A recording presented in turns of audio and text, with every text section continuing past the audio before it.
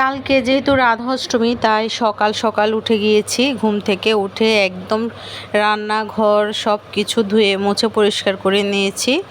আর সব কিছু পরিষ্কার করার পরে প্রথমত কাজ হচ্ছে খাওয়া দাওয়া, যেহেতু বড় অফিসে যাবে আর বাচ্চারও খেতে হবে, তাই রুটিটাও করে নিলাম। এখানে রুটি ভেজে নিচ্ছি, আর এরপরে রুটির সাথে খাওয়ার জন্য তো একটা কিছু লাগবে, তাই এখানে করলাম ডাল। এটা হচ্ছে অ্যাঙ্কর ডাল আর মটর ডাল, যেটা বলেন। এরপরে এটা সম্বারও দিয়ে দিয়েছি একদম, পাঁচফোড়ন, আদা, কাঁচা লঙ্কা, শুকনো মরিচ, তেজপাতা, জিরা দিয়ে এটা হয়েও গিয়েছে। আর আজকে দুপুরের মেনু হচ্ছে পেঁপে, আলু আর নিরামিষ, আর হচ্ছে তিত করলা, পটল আর আলু দিয়ে ভাজি করা হয়েছে। আর সকালে যে ডালটা করেছিলাম ওটা তো একটু আছেই।